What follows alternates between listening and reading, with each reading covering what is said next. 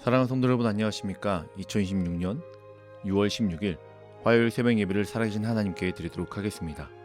다 함께 찬송가 167장 찬양하시겠습니다.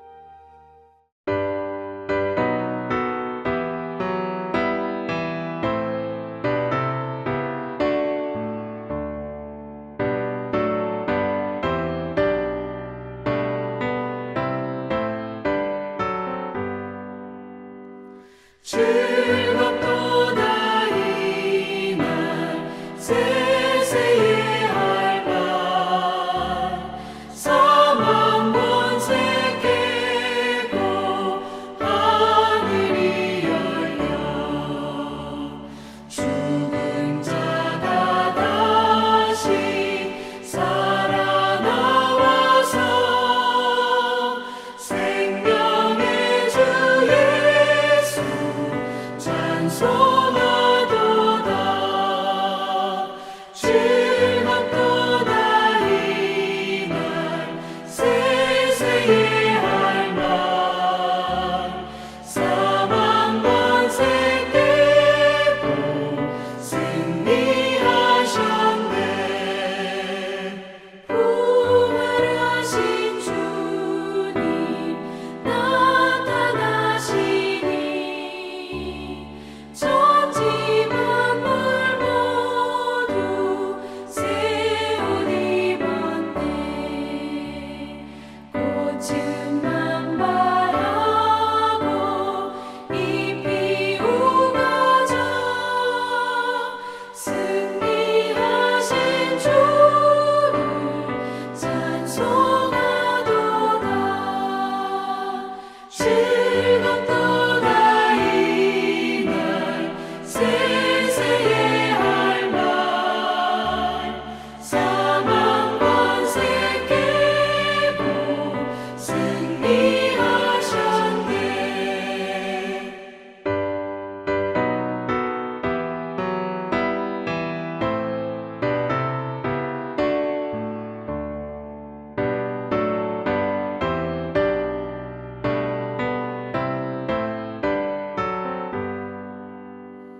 생명의 주 예수 죽음 이기고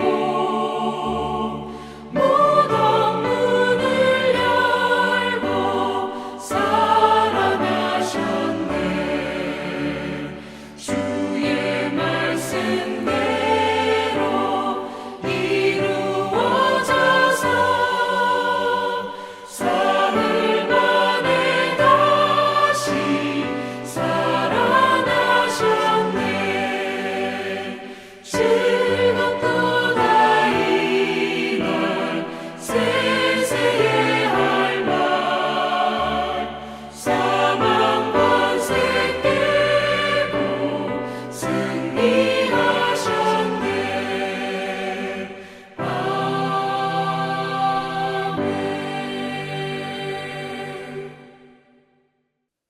아멘. 아멘. 오늘 함께 나눌 말씀은 고린도전서 15장 35절부터 49절까지의 말씀입니다.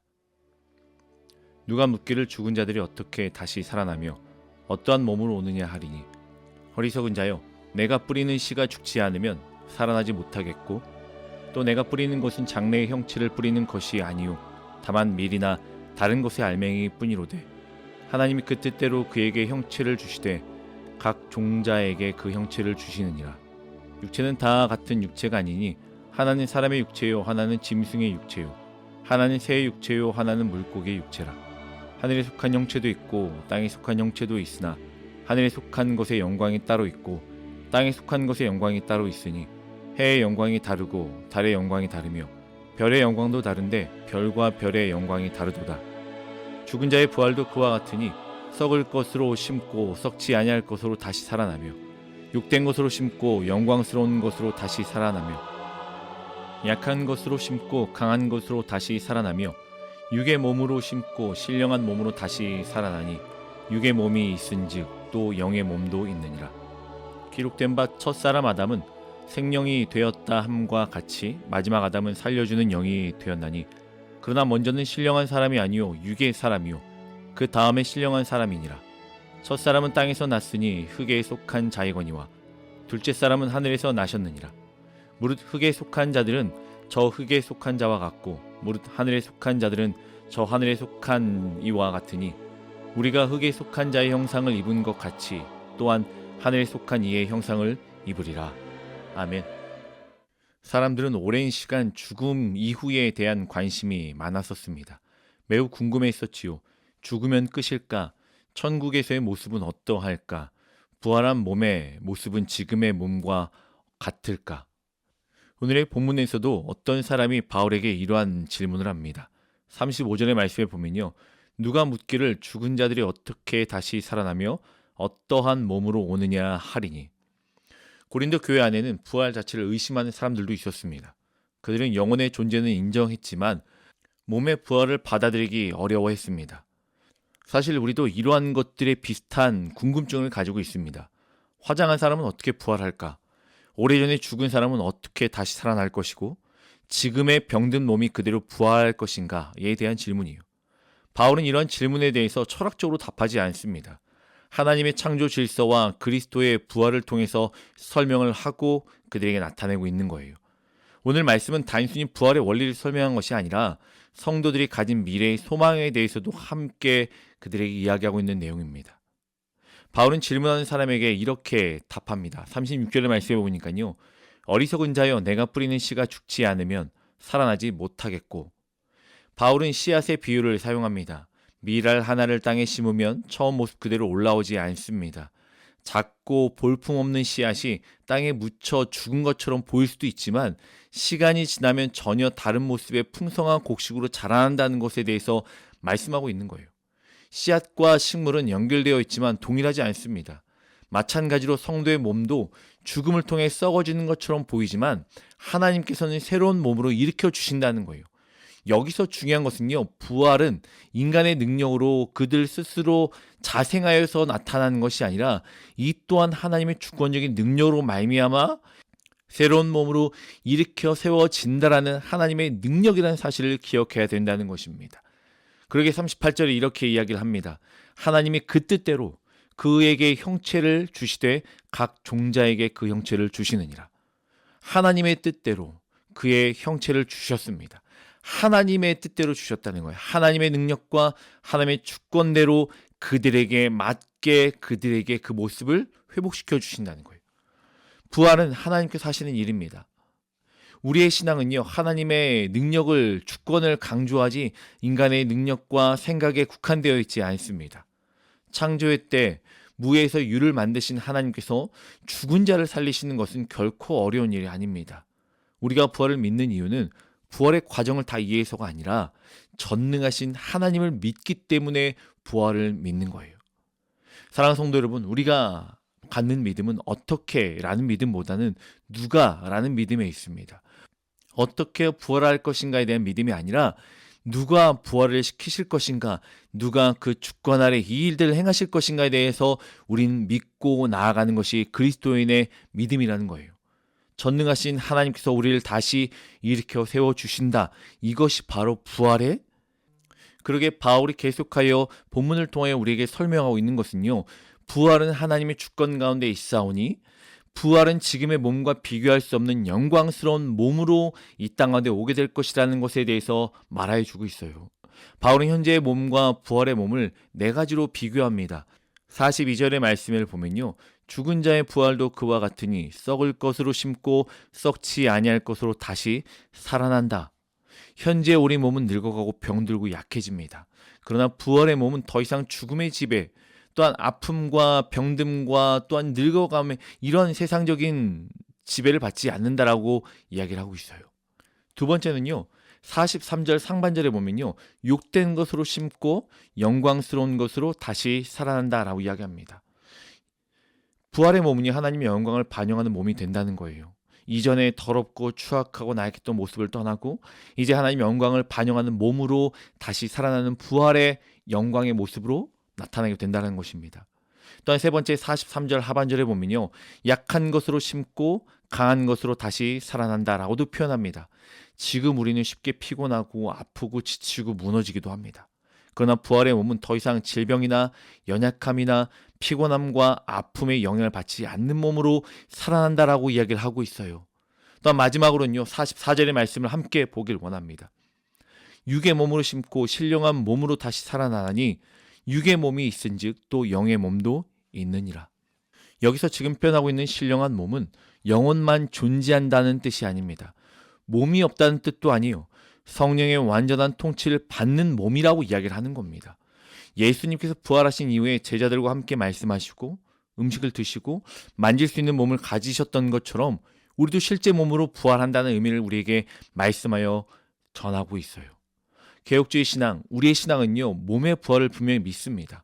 우리가 천국에서 영원으로만 존재하는 것이 아니에요. 하늘과 새 땅에서 영화로운 몸으로 하나님을 섬기게 될 것입니다. 이것이 성경이 말하는 궁극적인 구원이요 부활이라는 사실입니다.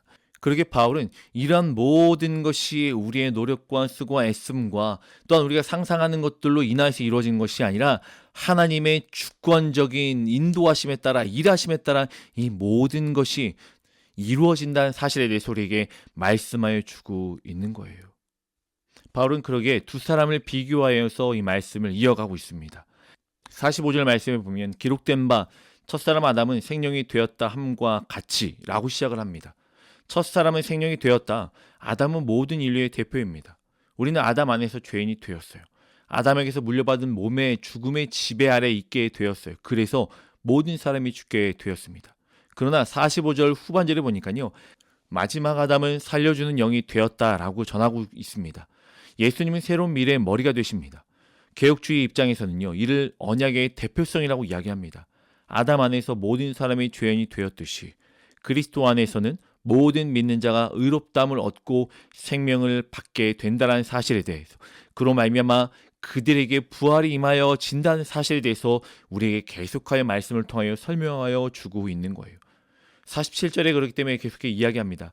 첫 사람은 땅에서 났으니 흙에 속한 자의 권위와 둘째 사람은 하늘에서 나셨느니라. 우리는 원래 흙에 속한 존재입니다. 그러나 그리스도와 연합된 사람은 하늘의 형상을 입게 된다라는 사실을 말씀하여 주고 있어요.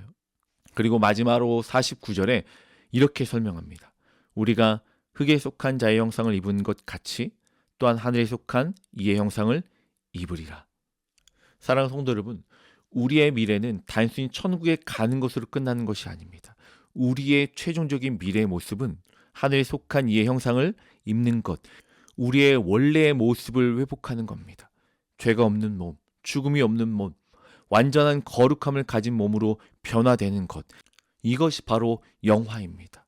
하나님의 형상을 회복하는 것, 우리의 모습대로 지음을 받았던 그 형상을 그대로 회복하는 것, 이것이 부활이고 우리에게 확신을 주고 말씀하여 주고 있는 우리의 마지막 모습이 될 것입니다. 사랑하는 성도 여러분, 오늘 본문의 말씀은 우리에게 크게 세 가지의 확신을 줘요. 부활은 하나님의 전능하신 능력으로 이루어진다는 것이고, 부활의 몸은 지금의 몸과 비교할 수 없는 영광의 몸으로 나타나게 될 것입니다. 그리스도 안에 있는 성도는 반드시 그 일들로 인하여 그리스도의 형상을 회복하게 될 것입니다. 우리는 지금도 연약합니다. 병들고 실패하고 죄와 싸우며 살아갑니다. 그러나 우리의 마지막 모습은 지금 현재의 모습과 비교할 수 없을 정도의 영광스러운 모습으로 주 앞에 나아가게 될 것입니다. 우리의 노력과 수고가 아니라 그렇게 하나님께서 예정하셨고 작정하시고 이끌어 주시고 그리스도께서 구속하여 주셨고 성령께서 보증하여 주신 영화로운 모습, 그것이 우리에게 약속하신 부활의 모습이요 우리의 미래의 모습임을 기억하길 간절히 소망합니다. 세상은 죽음을 끝이라고 말하지만 성경은 죽음을 씨앗을 심는 과정이라고 이야기합니다. 무덤은 성도의 마지막 집이 아니에요. 부활은 반드시 옵니다. 그러므로 우리는 오늘의 고난 속에서도 낙심하지 않습니다. 마지막 날에 우리 주 예수 그리스도께서 다시 오실 때에 우리는 썩지 않은 몸으로 일어나 영원토록 하나님을 찬양하게 될 것입니다.